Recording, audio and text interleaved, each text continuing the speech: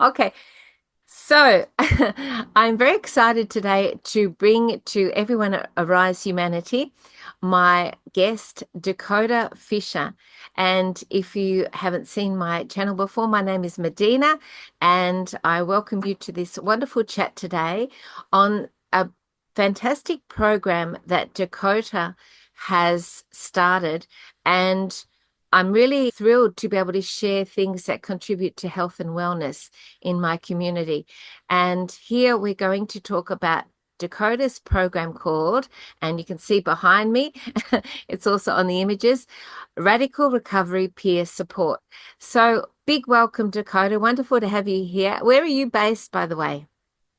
Thank you, by the way. And so I'm from Williamsport, Pennsylvania, and I'm also a peer support instructor in Pennsylvania for a different company. But this is kind of like what grew out of all my experience.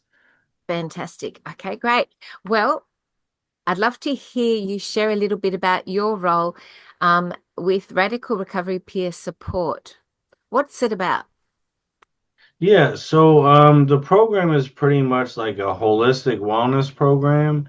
And I created this program over like the last 2 years. It's taken me a lot. And then every time I work with a potential partner, they've usually got some great ideas for like changes that I can make to improve the program. So it's all kind of culminated in this great initiative. And hopefully we can get some in-person groups going out in the community, but we can also do online groups, led by me or led by others that we train in the near future. And the first program, the regular Radical Recovery Peer Support, is kind of like a general program for regular mental health issues, challenges you experience every day.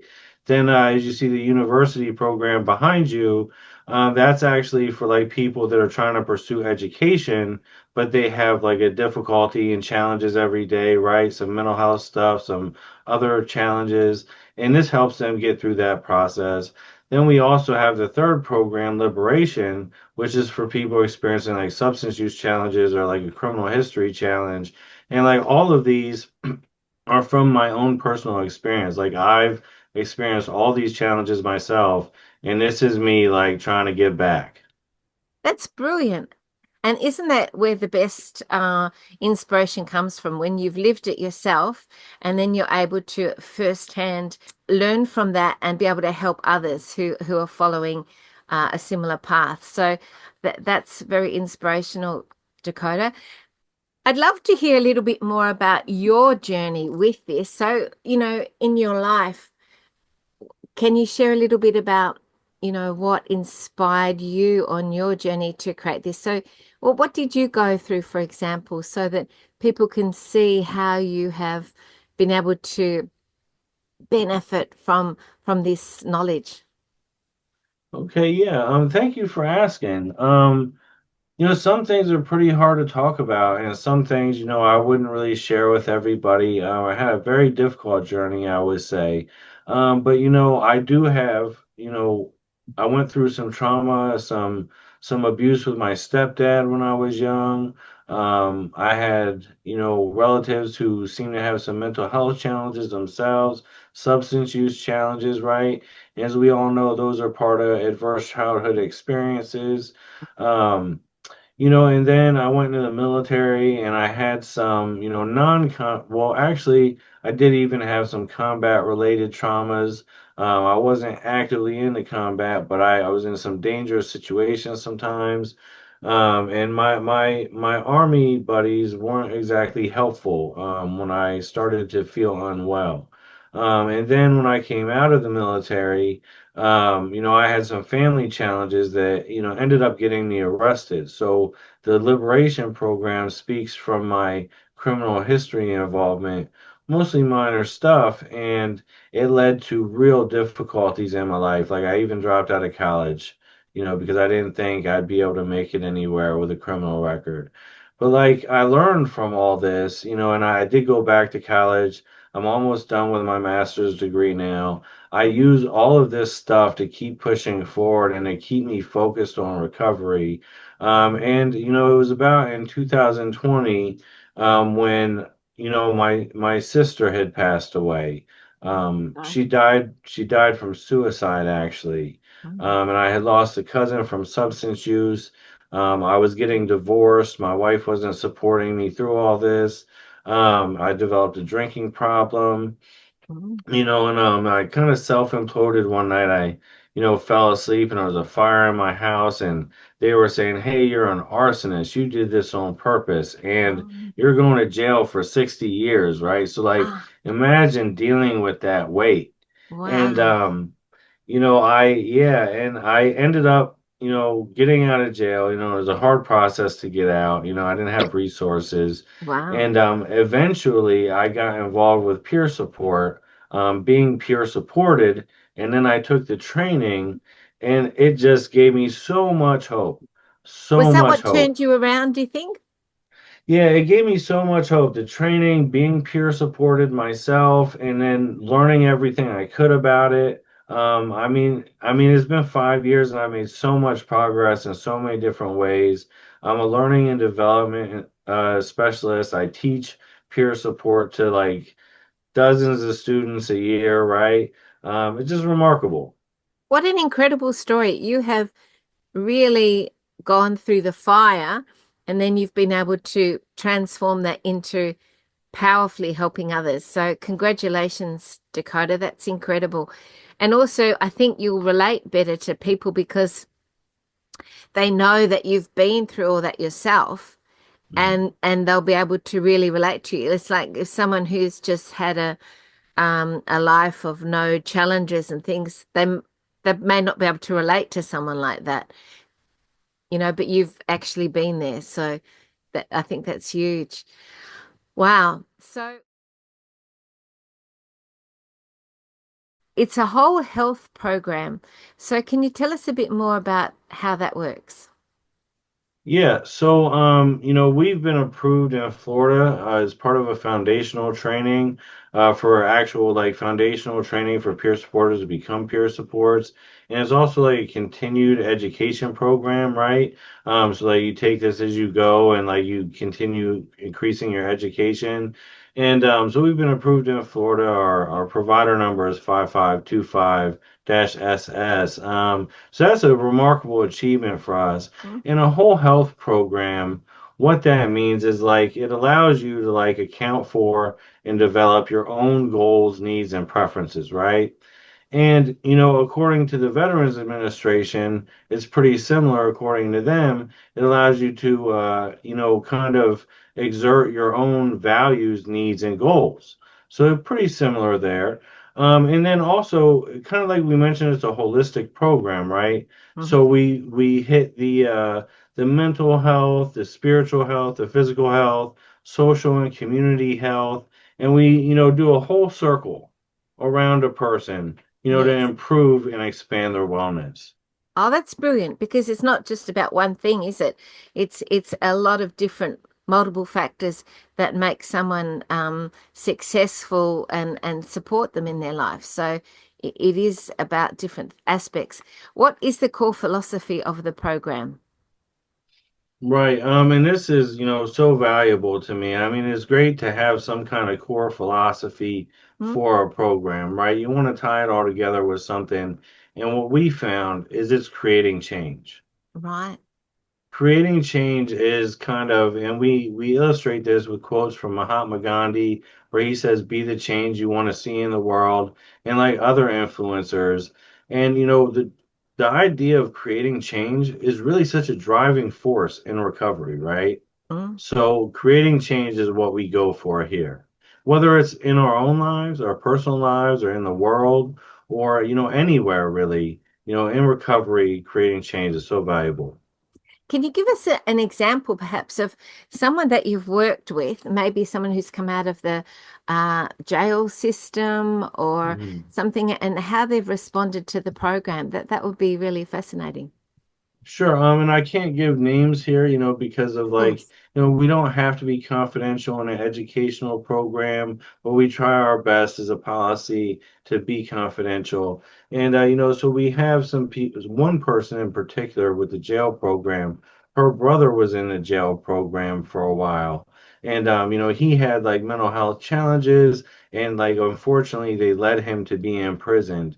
And they're trying to like every time he wants to get out of the jail, they're trying to say like, what are you gonna do for a reentry plan? We can't release you on bail without a reentry plan. So like, we've offered this as something that he can be doing as a reentry plan, and they've been very interested in that and potentially releasing him as long as he does this and maybe a few other things. So it's got to be a whole plan, but we're part of it.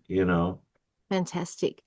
Exactly. So they need guidance, I guess, how to go forward when they've been institutionalized in a system, and then they have to go out of that into into the world. So they need that support, I guess. That would be really important. What makes it unique, do you think, this particular program? Yeah, I think what makes it unique is the fact that um, what makes it really unique is the fact that we can, focus on so many different aspects. And, really, it's not like a traditional program where, a lot of these programs out here, they're trying to prevent some behavior that they think is undesirable, that they think is not normal, that they think is harmful, right? But really, recovery is our own path. Okay. So instead of focusing on prevention, okay, we focus on personal growth and driving personal growth so that really increases resilience.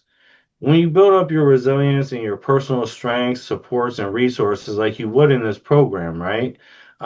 You can handle setbacks better, and Yeah, you just move forward in a way that makes sense, right? yeah, And also, we have a model, right? It's called the linear growth model.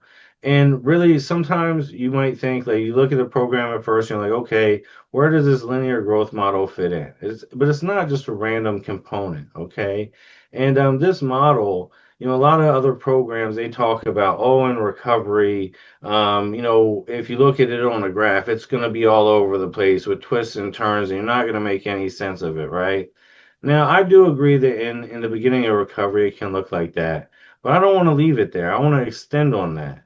mm, And the linear growth model kind of shows that, like, over time in recovery, and when we use the right inputs, okay, we can actually approach something that makes a little bit more sense. So we call it linear growth model, say it becomes more linear, or we approach linearity, and just the ability to, like, get what we expect from things when yeah, we do things, right? sure. I think that's so valuable.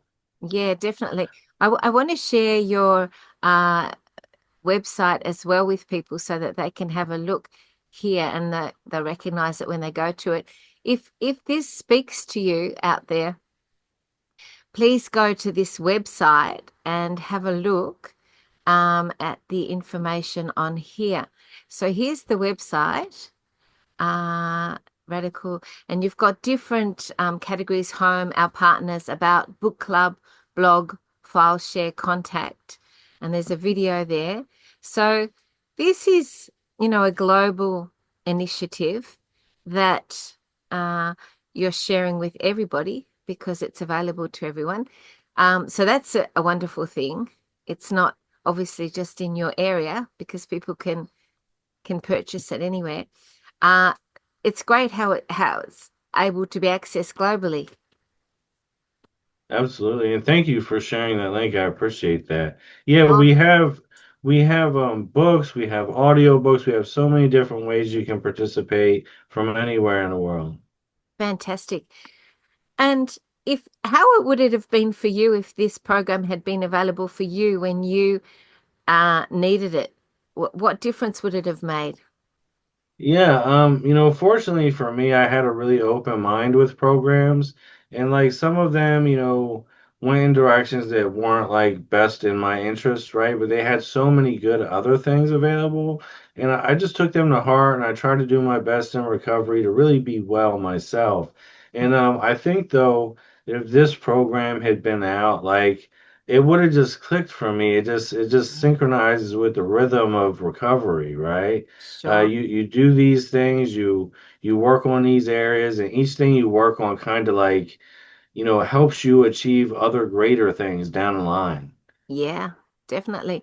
You must be very pleased that you've been able to use your experience to create this. Does that feel good that you've been able to create this for others? It must feel very satisfying. It really does feel good, and I think that that's what peer support is using your experience to help other people, and just being able to do that, it's changed my life, and that's like we talk about mentorship in the program and we talk about peer support. And like in recovery, when you're a mentor to other people, like it just sets your recovery to such greater heights. Like you're so Mm. much more empowered and so are other people. So That's I right. am happy. Oh, fantastic. I do believe that's true. I was listening to some audios from a major, global coach, and he was saying that mentors are really, really important for people to move forward from where they are currently to be able to get to the next level and to have a mentor for yourself that's helping you go upward in your trajectory. But then again, at the same time, the ability then to be able to mentor people that are coming up underneath you as well. So it's being able to be helped on the way up, but also then helping other people that are following what you're doing as well. And I think that a really important part of community and going forward in the new earth, in a better world, is to be able to have that sort of peer support and that mentorship so that we don't feel that we're doing it alone and that we have, that support and that encouragement and that sort of camaraderie, that companionship that you need that really sort of boosts you on your journey. I feel that that's a really important missing element in our society right now. Yeah, I do too. I mean, peer support, it just brings such connectedness, such mutuality, right? And such a sense of like being useful to some other person, you know? Exactly. That's so well said. That's so true. And, when people are in depression or they're not feeling good about their life or themselves, one powerful way to step out of that is to help others. Oh my, I've got something in my eye. Is a powerful way to step out of this to sort of see how you can help people around you. And then you get the focus off yourself. You're focusing on helping someone else, and suddenly you feel completely different and so much better. And I think that's really important too. Yeah, it's almost kind of like being mindful, focusing on another person. We have mindfulness, focus on the present moment. Well, I'm presently going to focus on another person, and that's going to distract me from my challenges. Yeah, exactly, exactly. Perhaps if you can share with us, you're sort of working towards self-actualization with this program. Can you speak to that a bit more? That Maslow's hierarchy of needs and self-actualization. I remember when I was doing sociology at university years ago, we studied Maslow's hierarchy of needs, and self-actualization is at the top. So could you share a bit about that?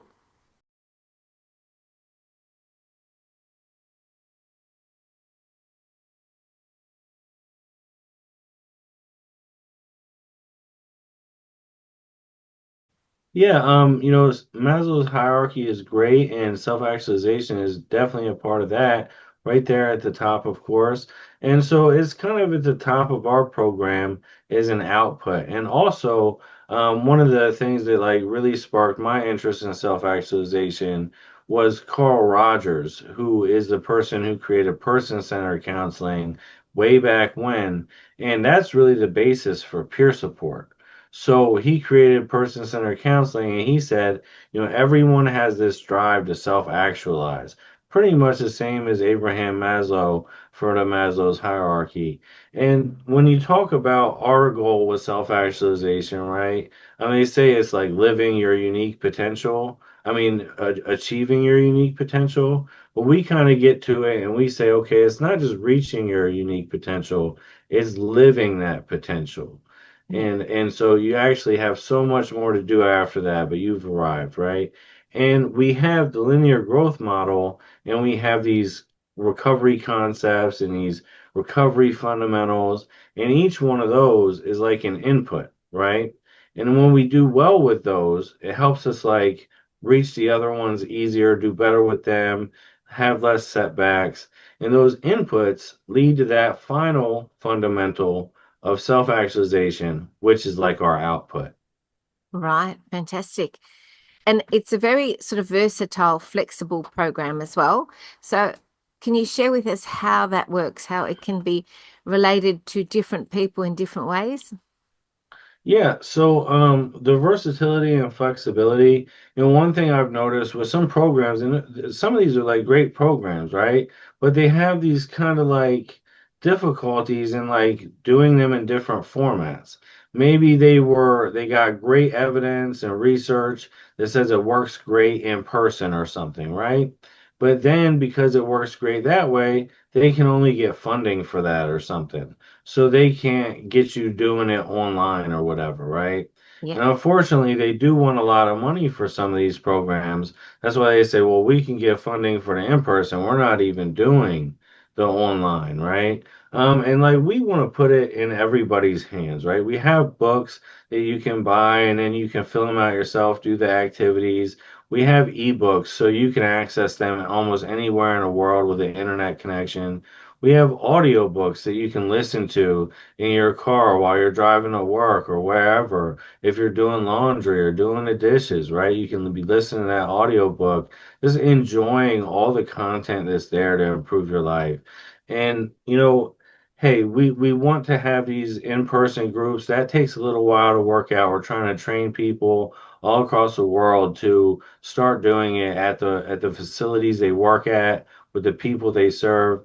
But hey, we have in online groups right now. You can join with me. I can facilitate them for you, walk you through the program, and we can connect from anywhere in the world. And we'll put that in your hands. Let you decide what you want to do.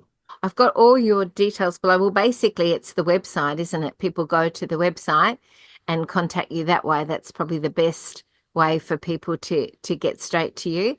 Is that right? Through the Yeah, website? and on the website, there's a good number of places that say contact here. It's underlined. You can just go to the website, read up on a little bit of the information. There's some blogs there to tell you about each individual program. You just click contact. It's almost on every single page. So, That's brilliant. Thank you. I'd love to know, Dakota, specifically, who do you think is best benefited by this program? And what are the specific ways that people have been able to really transform through this program? yeah, when I started writing everything and doing all this, I really just meant to like write something that would help people understand what a great resource peer support was. So it was really just for like community members to kind of learn where to get good support, what good support looks like, right? And maybe how like, peer support can improve even our own personal relationships, right? Yeah. Our friends, loved ones, anyone. And it ended up like turning into something that was very educational as well. Mhm. So it's for the community members, but it's also like a training program, and we've had it approved in other states, and it really has been like vetted and reviewed by professionals to see just how much value it has. But it's really for anyone. Um, and the relationships that we can make by using peer support and mentoring skills.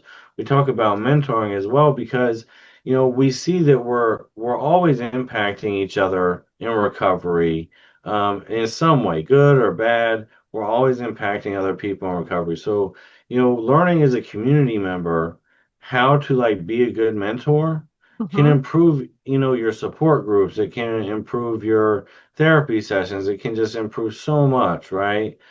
For you. So we talk about all that. Being a good mentor, what do you think are a few of the key elements of being a good mentor? Well, I know one of the key elements is definitely listening. Okay. We have to be able to listen to people. And then we want to do things that are positive in recovery. And we want to show that there's like other things we can do than like certain behaviors that cause us harm, right? We want to allow people to set their own path. Okay. We're not telling them what to do or really even giving suggestions, right? We might share some of our own stories, some of our experiences to illustrate how we improved our lives, and what some of the setbacks might have been. And like, hey, setbacks happen. They're very normal, and we can bounce back from these things. Yeah. So all of that goes into kind of like being a good mentor. So I'd love people to contact you if they would benefit from any of the services that you're providing here. And all your details, well, basically the website is below to contact Dakota. And uh, if people also know people that have been through, a difficult time in their life, they're in the process of recovery, they've been to jail and they're coming out of that, or, sharing this information and this video with them would be really powerful as well. And then they've got something here that they can work with to really support them in their life moving forward. I'd love to ask you, Dakota, a little bit more about the content of the program for people to learn a bit more about it. Yeah, sure. So, I think our content's great, and a lot of people have said like it's so broad. Like we've had it reviewed. People are like, this goes to whole other levels of recovery. So I mentioned before we have these recovery concepts and we have these recovery fundamentals, right? So I'll list them for you here. And the thing is that like from start to finish, right? Let's say we start with honesty. If we do well with honesty, it unlocks the next one, trust, or at least makes developing trusting relationships and things easier. So on and on down the line, they all kind of help. And we give examples in the first program, especially about like how this works. How does having good honesty give you good trust? How does good trust give you easier acceptance, right? Mm. So, it all kind of builds on each other. And so the fundamentals are starts with honesty, trust, acceptance, hope, personal responsibility, advocacy, including self-advocacy, support, purpose, and self-actualization. So those are the fundamentals. And like with those, each one leads to the next. And you see how hope's kind of in the middle with personal responsibility and advocacy. So they also kind of, spider web out from the middle to the beginning and from the beginning to the middle and the end. Oh. So there's like a whole web of interconnectedness with these. And, then we have what we call the parallel recovery concepts. And that might sound a little confusing, but when we incorporate them in parallel with, getting in balance with those fundamentals, right? Each one, if you kind of see a graph and the fundamentals take you up this way, and now it's not perfect, it's not really exactly a straight line. We acknowledge that. But when you incorporate those parallel recovery concepts, like, if any of you are familiar with graphs, it'll take the line, and it'll shift it up, and it'll shift it up again, and it'll shift it up again. Okay. So when you incorporate these, and these are self-care, right? Incorporate self-care along the whole process. Mhm. Recovery planning, have a recovery plan for what you expect to get out of this program. And we Mhm. help you work on one as well, by the way. And then mentorship, right? When you incorporate becoming a mentor in your everyday recovery journey, and live up to the fullest potential of recovery to be a good role model for others, right? All of this shifts that line of growth upward. I think it's so powerful. That's brilliant. And you know what I've noticed in the world today?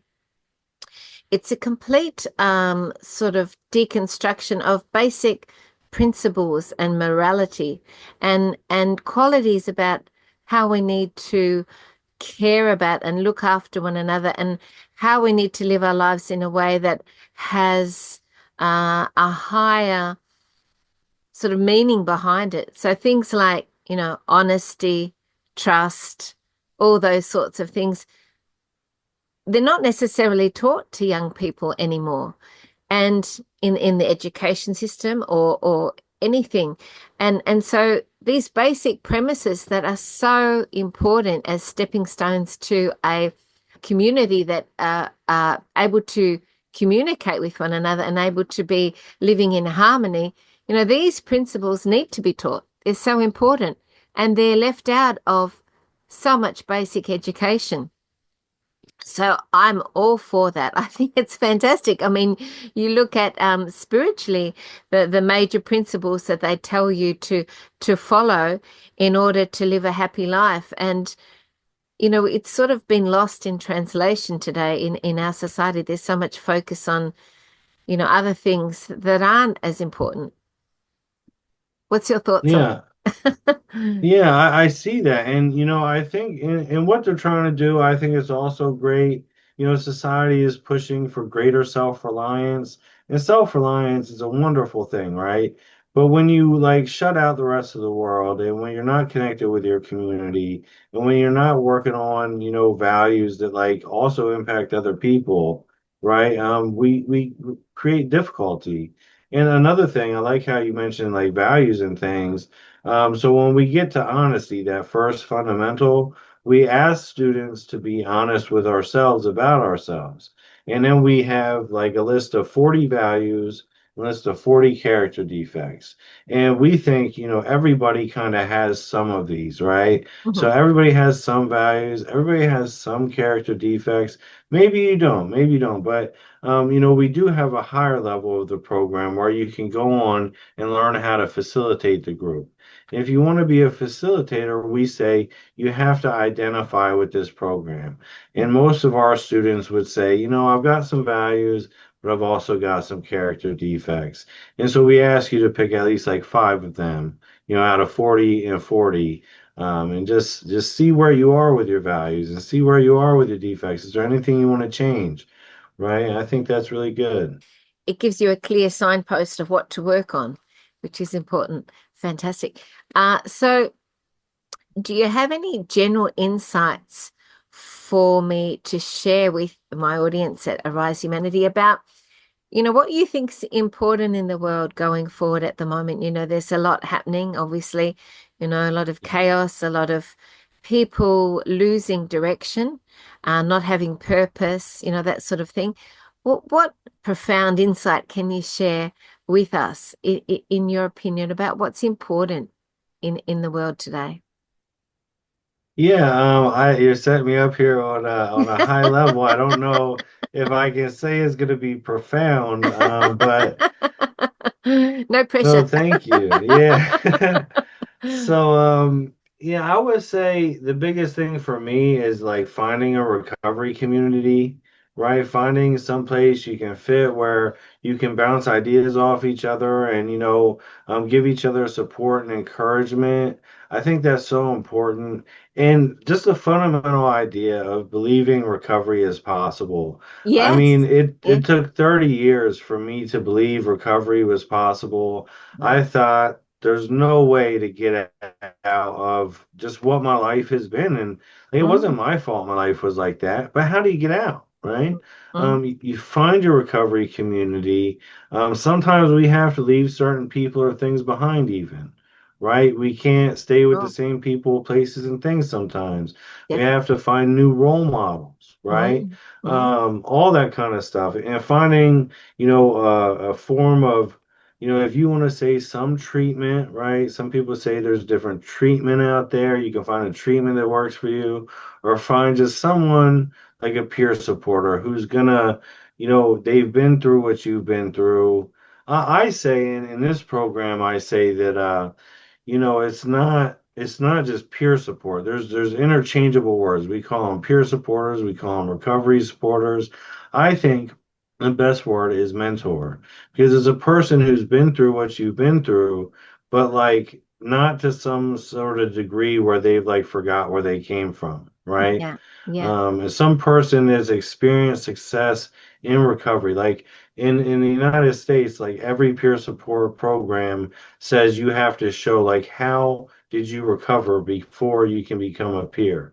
So when you have that, I have recovered, now you're not just a peer, you're even a mentor potentially. So And isn't that brilliant?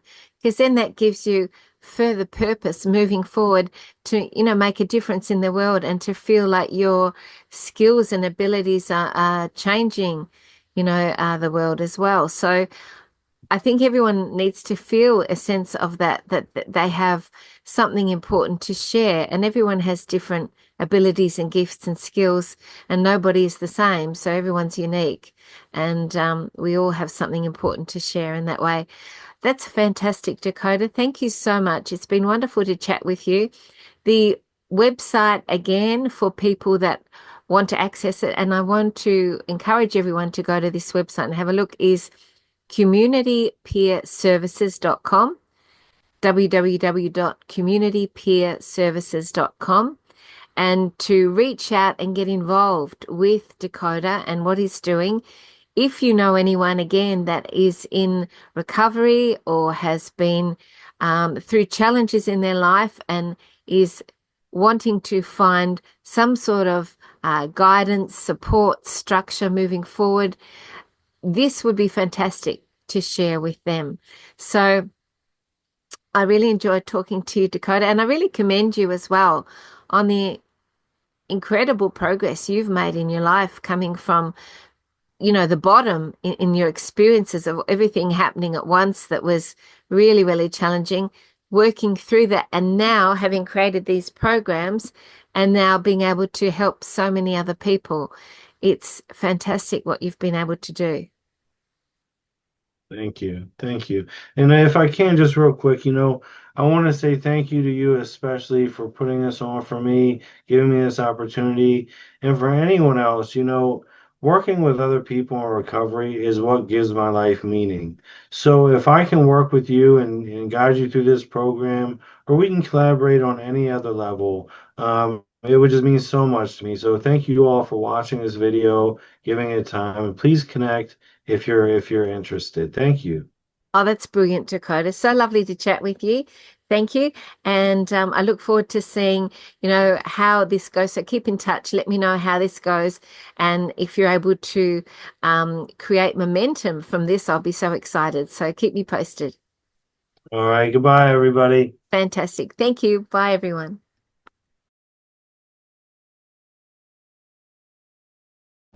Hello and welcome to book review series at Books for Tanmay. The book which I am going to review for you all today is Radical Recovery Peer Support by the author Dakota Fisher. Part 1. What is the book about? This book, Radical Recovery Peer Support, is essentially a guide to a program that uses peer support to foster wellness and personal growth.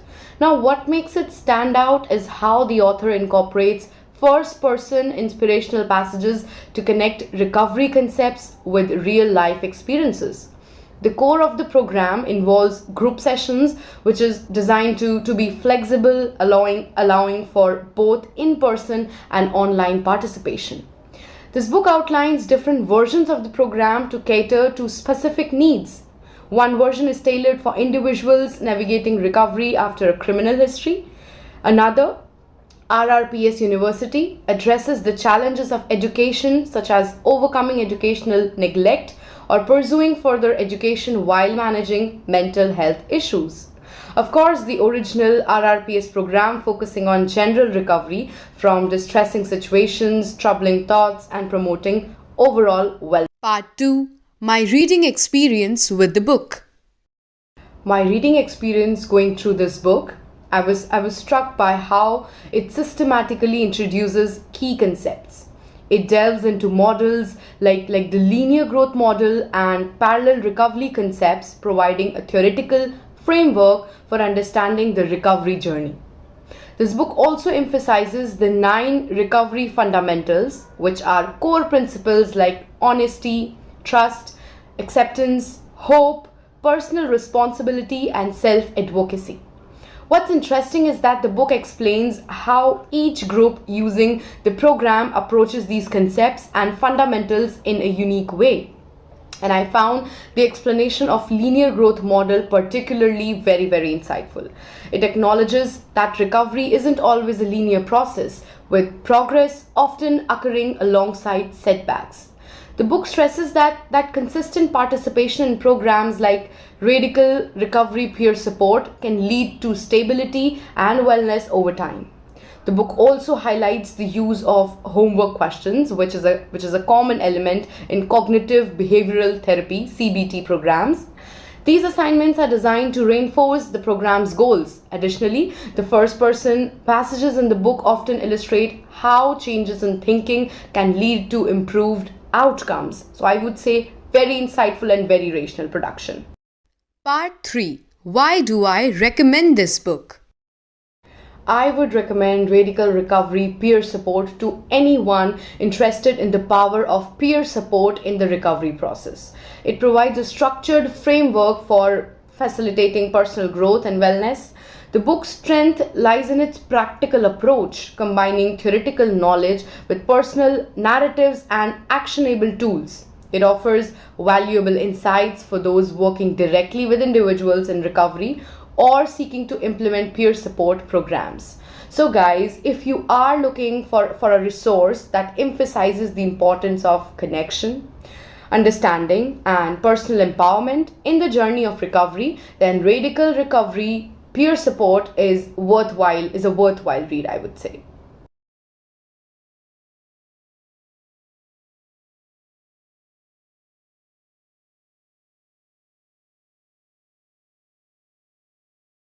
Many of us have baggage. In recovery, we may resist new healthy behaviors and thoughts. This may often stem from a lack of honesty about three factors. Number one, that we've been hurt. Number two, that we have hurt ourselves or others. And three, the nature and the severity of the hurt. It is important to acknowledge if we are not honest with ourselves about how we have been hurt ourselves or others, or the severity, we may repeat unfavorable experiences. Personally, when it comes to honesty, I find that it's one of the best ways to make human connection. If we're dishonest, we are betraying connectivity. Honesty is also the foundation of trust. If we are honest, we can build trusting relationships that we can rely on and where others view us as people who can be relied on. With honesty, we can also acknowledge things that might be holding us back rather than ignoring them and staying stuck. In this program, everything starts with honesty, but we still have a long way to go after that. Hi, I'm Todd, and I wanted to talk with you about trust. It's important to remember that there are different levels of trust. We can have trust in a specific person or people in the systems we're in, such as our government's legal system or system of wellness or therapy, and self-trust, trusting that we have our own best interests in mind. Within these is determining who we can rely on, who we cannot, and what we can share with others. Here's a tip for self-disclosure, which is critical to building relationships. It is important to remember that we never need to share something that would make us uncomfortable. There's more that we can share with others rather than something that would make us uncomfortable. It's different to share things we want to keep private versus our hopes, goals, and stresses. There's no guarantee that what we say will remain confidential. For me, trust is something that sets the tone of what I can expect from other people. Without trust, I would have less expectation that things would work out in the way I intended them to. Hope is the belief that expectations will materialize. Without trust, I think there would be less hope in the world. I want to discuss with you the power of recovery planning and what it is. It's a very important part of the Radical Recovery Peer Support Program. Recovery planning is self-determined, but often includes friends and family, supporters, or community leaders. Recovery planning is done with the collaboration of individuals involved and utilizes recovery capital. A recovery plan is based on self-determination, identifies strengths of the individual, and takes inventory of recovery capital, identifies goals, challenges, action steps, and date of completion. May involve support from others and connection to community resources and leadership. Needs to be evaluated and measured for progress. Criteria for evaluation should come from the person creating the plan and should be considered before action if possible. Personally, I think these things are so important because a recovery plan is a way to familiarize ourselves with our objectives and requirements and decide how things need to be done. We are here now to discuss some important features of personal responsibility. Some situations may be out of our control or cause discomfort for us. If we are having a hard time fulfilling responsibilities because of obstacles, things outside our control, or things we need or are worried about, we can ask how much control we have over these situations and if we are doing everything we can within the control we have. To get back on track, we can follow a recovery plan that involves a daily plan or plan for things we need to do most days, a plan of things we need to do every now and then, a plan for achieving big goals. Plans might include a way to provide for ourselves and elements of self-care. If we are developing a recovery plan, it is important to first list things we struggle with, things that need the most attention or that create new responsibilities for us. A recovery plan is a way to familiarize ourselves with our objectives and requirements and decide how things need to be done. Personal responsibility may involve creating goals that improve our lives and our success. For information on how to help someone with their goals, refer to the section of the RRPS Recovery and Mentorship Guide titled Motivational Interviewing and Recovery Planning. Personally, I find this incredibly important because we ourselves may be the only people with our best interest in mind. Sometimes we're the only person in our corner, and if we don't do it for ourselves, no one else will. We hope you have enjoyed this video. Our program has been reviewed, scrutinized, and approved as a whole health program.